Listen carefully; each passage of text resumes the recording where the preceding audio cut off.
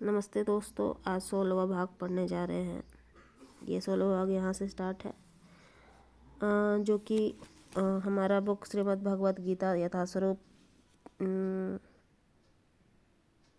से मैं पढ़ रही हूँ। ठीक है, तो आज यहाँ से स्टार्ट करते हैं। भगवद गीता भगवान श्री कृष्ण के धाम का वर्णन इस प्रकार हुआ है।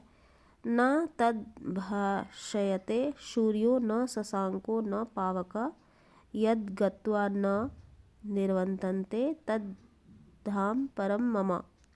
मेरा परम धाम न तो सूर्य या चंद्रमा द्वारा, न ही अग्नि या बिजली द्वारा प्रकाशित होता है। जो लोग वहाँ पहुँच जाते हैं वे इस भौतिक जगत में फिर कभी नहीं लौटते। यह श्लोक उस नित्य आकाश परम धाम का वर्णन प्रस्तुत करता है। निसंदेह हमें आकाश की भौतिक धारणा है और हम इसे सूर्य, चंद्र, तारे आदि के संबंध में सोचते हैं, किंतु इस श्लोक में भगवान बताते हैं कि नित्य आकाश में सूर्य, चंद्र, अग्नि या बिजली किसी की आवश्यकता नहीं है, क्योंकि वह परमेश्वर से निकलने वाली ब्रह्म ज्योति द्वारा प्रकाशित है। हम अन्य लोकों तक पहुँचने का कठिन प्रयास कर रहे हैं, लेकिन परमेश्वर के धाम को जाना कठिन नहीं है। वह धाम गोलोक कहा जाता है।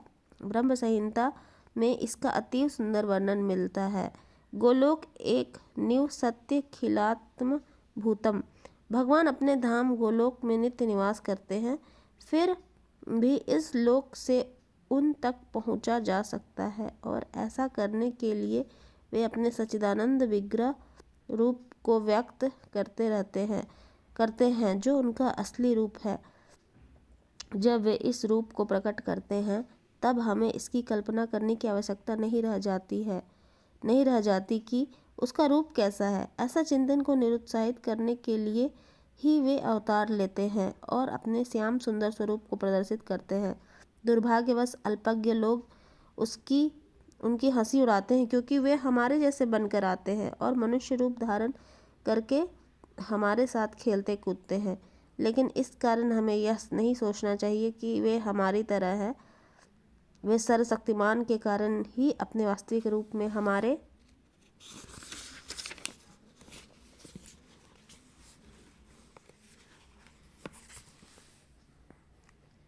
समक्ष प्रकट होते हैं और अपनी लीलाओं का प्रदर्शन करते हैं, जो उनके धाम में होने वाली लीलाओं की अनुकृति या प्रतिरूप होती है।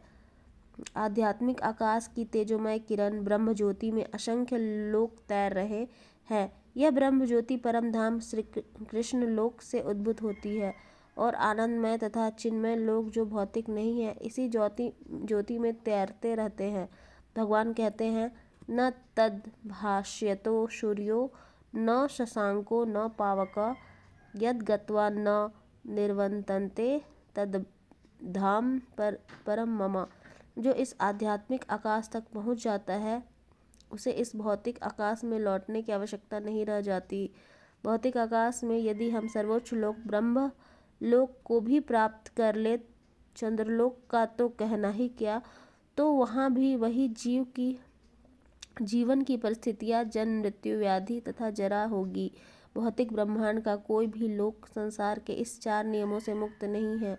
सारे जीव एक लोक से दूसरे लोक में विचरण करते हैं, किंतु ऐसा नहीं है कि हम यांत्रिक व्यवस्था करके जिन लोक में जाना चाहे वहाँ चले जाए। यदि हम किसी अन्य लोक में जाना चाहते हैं तो उसकी विधि होती है। इसका भी उल्लेख है। यान्ति देवव्रता देवान पितॄन् यान्ति पितृव्रता। यदि हम एक लोक से दूसरे लोक में विचरण करना चाहते हैं तो उसके लिए कोई यांत्रिक व्यवस्था की आवश्यकता नहीं है। गीता का उपदेश है, यान्ति देवव्रता देवान। चंद्र, सूर्य तथा उच्चतर लोक स्वर्गलोक कहलाते हैं। लोकों की 3 विभिन्न स्थितियां हैं, उच्चतर, मध्य तथा निम्नतर लोक। पृथ्वी मध्य लोक में आती है। भगवद गीता बताती है कि किस प्रकार अति सरल सूत्र यांत्री देवव्रता देवान द्वारा उच्चतर लोक यानी देवलोक तक जाया जा सकता है। मनुष्य को केवल उस लोक के विशेष देवता की पूजा करने की आवश्यकता है, और इस तरह चंद्रमा, सूर्य या अन्य किसी भी उच्चतर लोक को जाया जा सकता है।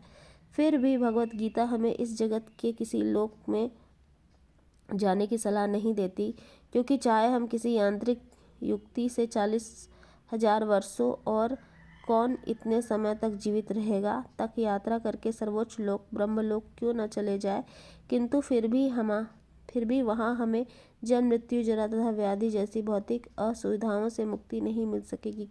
लेकिन जो परम लोक कृष्ण लोक या आध्यात्मिक आकाश के किसी भी अन्य लोक में पहुंचना चाहता है, उसे वहाँ ये असुविधाएं नहीं होगी। आध्यात्मिक आकाश में जितने भी लोक हैं उनमें गोलोक वृंदावन नामक लोक सर्वश्रेष्ठ है, जो भगवान श्री कृष्ण का आदि धाम है। यह सारी जानकारी भगवत गीता में दी हुई है और इसमें उपदेश दिया गया है कि किस प्रकार हम इस भौतिक जगत को छोड़कर आध्यात्मिक आकाश में वास्तविक आनंदमय जीवन बिता सकते हैं। आज के लिए इतना ही, धन्यवाद।